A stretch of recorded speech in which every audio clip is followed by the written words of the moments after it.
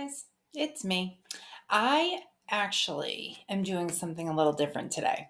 Uh, I know I have, like I said, I before I was going to be sporadic with my videos, and I think I'm staying pretty true to that um, because my mom is visiting. So we have actually been a little sidetracked from my usual obsession, we can call it, with UAP and UFO stuff, only because lately it's been quite the hot topic and I love it. And there's a lot to get into about that. But we have been deterred by a lot of politics lately. I try and try never to get too deeply emotional about politics, only because they are forever disappointing and frustrating and all these things. Okay, but I actually have been pushed to the limit with this. I don't talk politics on this channel because it has nothing to do with politics. But when politics is crossing into my world, my weird world of UAPs and UFOs and disclosure, and there seems to be a serious disconnect between um, all the work that's being done, the wonderful, fantastic work that is being done by a lot of people. My steady favorites of my weaponized guys, Jeremy Corbell, George Knapp. And I just got finished watching a Need to Know episode. Today is Saturday, the 5th of August. And I'm going to put the link below because I think it's a very valuable and insightful and important episode. They cover a lot, and they're covering a lot of the intersection of politics and UAP, UFO disclosure. So, like I said, I don't normally, by design, cover politics because I like to focus on the high strangeness around the whole realm of ufology and everything. But I find what I do to be, primarily, I guess you could call it strange things, weird things, whatever. But I've found that politics is now kind of turning strange and weird. And I don't understand a lot of what is making this wheel turn. So I wanted to address the shit show that is now currently kind of encapsulating the country. I call it a whirlwind of shit because it just seems to have been festering, growing, and brewing like for the last couple of years, really since 2020.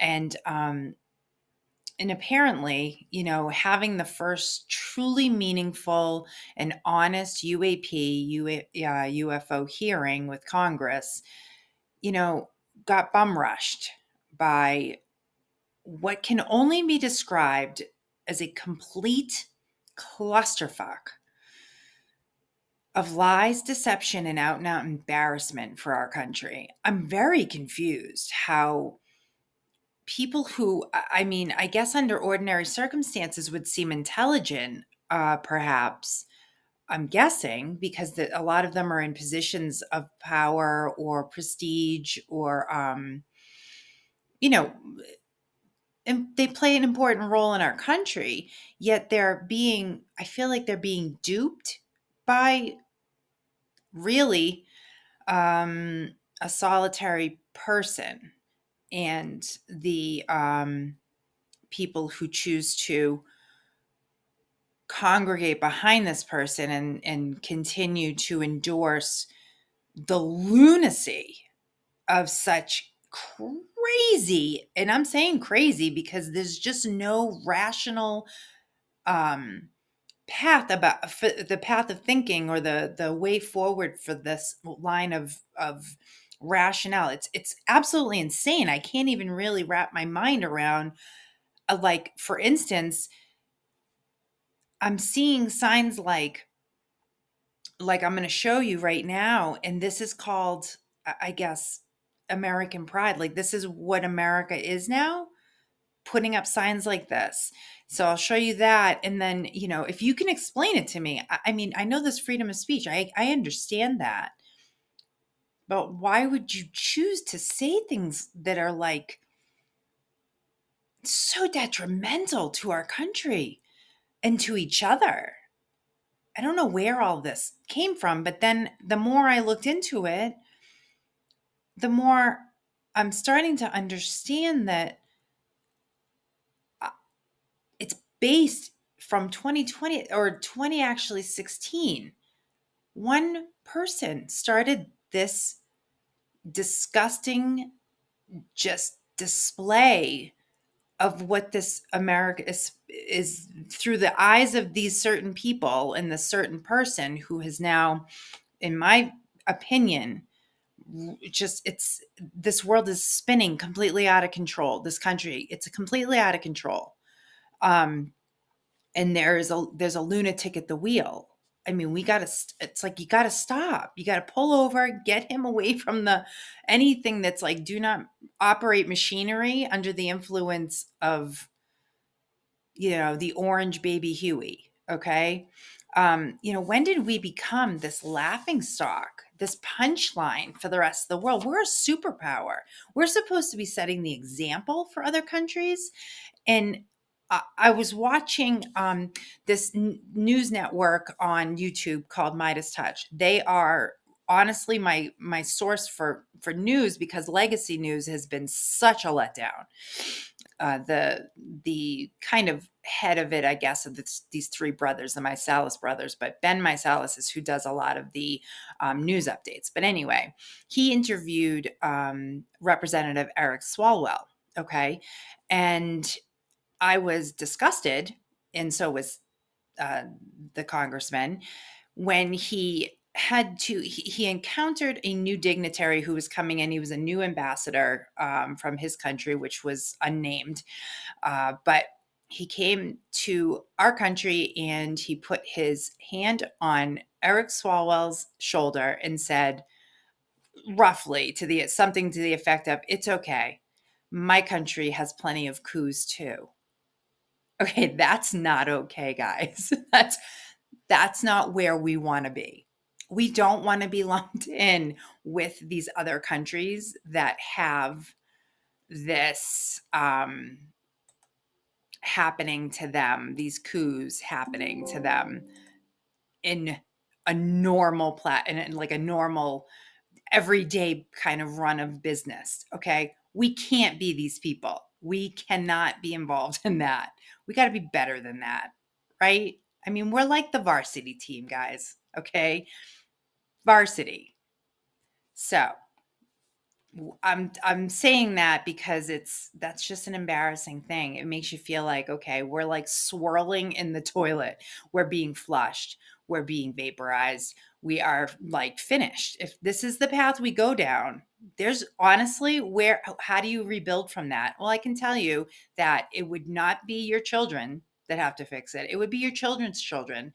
And it would take so long to rebuild from what could possibly happen to this country going forward if we choose the path of, you know,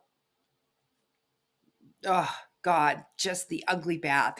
But there's like going to be no innocence left for children anymore. That's going to be everything is going to be dire if we don't like wake up and get to the place where we remember that this country was built on democracy. It was built on a constitution. It was built around that for a reason. It's not something that should be, destroy after all the sacrifices that were made over 200 years ago for us to get to where we are. They'd be pretty fucking disappointed in us, right? Yeah, it would be ugly. So I worry that everything feels like it's being left to one man. This person whose name is quite easy to remember. The name Jack's pretty easy. The name Smith's pretty easy. But it shouldn't be left to one man to see all this and his team. It's like he's going to need support. I mean, he's got my support hands down because everything that he's brought forward has made sense. Everything I've read, everything I'm watching every crime because they are crimes. They're legitimate crimes, guys. Just because of who they're charging, that doesn't change the legality of it. Okay? And as the signs I've seen that were kind of encouraging that say no one's above the law. It's true. I know it's ugly, but it's true. And can you just all come on with me say this? I just want to take a moment and tell you, if you're telling the truth, you only need to say it once. You have to you don't have to remember anything. You don't have to there's no story that will be different because you'll be telling the truth. When you have to repeat and like honestly at nauseum repeat the same things over and over again in your posts, like your crazy delusional post, and attacking people and threatening people over and over and over again, it's all projection and it's all lies.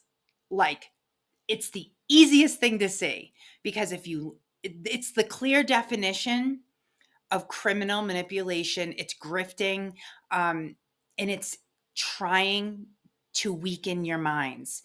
You're smart people. You are all smart people, but you have to make a choice.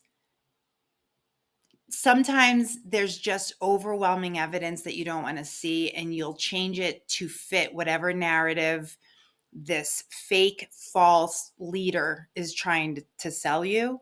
But remember, he's like a used car salesman. He'll tell you anything to get the car off the lot. I hate saying it. Unfortunately, it's he has no loyalty to you, none. For all your loyalty to him, he doesn't even respect you. He doesn't even like you. None of it.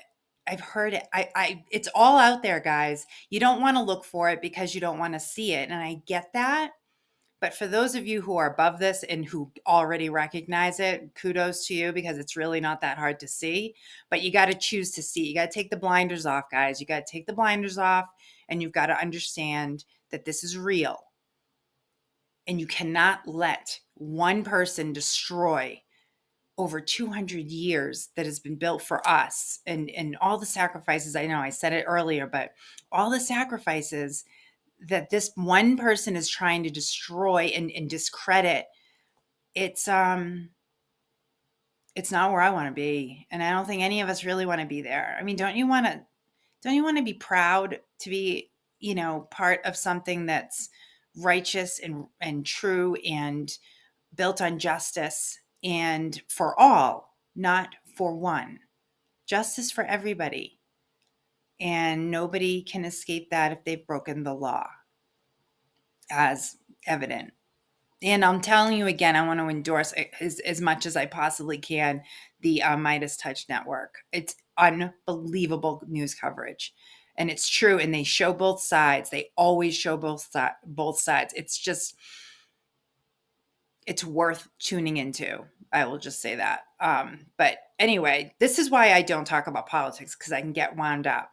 But I also get wound up over stupidity. And when I see it so blatantly on display, it's really discouraging. So I just hope that, you know, the next person who's in the White House, when asked the question, do you believe in extraterrestrials or UFOs or non-human intelligences? The answer to that question is, do I believe it? No, not particularly. That's Donald Trump's answer. I don't want him in the White House because we would be set back to below zero. Because if he doesn't believe it, he's not going to, he's going to make all of this stop, all the disclosure momentum that has been made, all of this unbelievable work that's been done, gone. Whistleblowers, done. They won't come forward. They'll be scrutinized because you know who will make up a name for them. It's just not worth it. It wouldn't be worth it to them. So he's not worth it, though. That's the problem. He's not worth it. Trust me when I tell you he's not worth it. You don't have any reason to trust me. I get it. But I'm just one voice in a sea of millions. But there are millions of us who believe the same way I'm speaking. So remember that, and there's a reason for it. We can't all be wrong. So just remember, though, the truth only has to be said once. And if you're repeating the same things over and over again, it's because there's a manipulation happening. Don't be a sucker for it. Don't be a sucker for it. Use your mind. Use it. Don't let decisions be made for you. you know. But anyway, I'd love to say I want to hear what you have to say, but if you're all you're going to do is scream at me, I'm not going to probably respond. But this will be my only political-ish episode because honestly, I don't want to waste any more of my breath on this person or this issue because I want to focus on what I believe in, and I believe in the UFOs and the non-human intelligences, and I believe that we're all interacting with them, and I believe that you should, if you believe in it too, reach out to your representatives, write letters. Write letters. Bryce Sable on Need to Know, which again, the link below. He said the same thing. It's like, write letters. Letters do work. They get to be put on desks. They get to be opened and touched and looked at. Emails can be just one button deleted. So go old school. Let's get this done and force the hand of government to keep moving forward with disclosure. Okay. I hope you are all doing, great, staying happy and healthy, and stay weird, but stay smart. Stay smart and take care. Okay. Bye.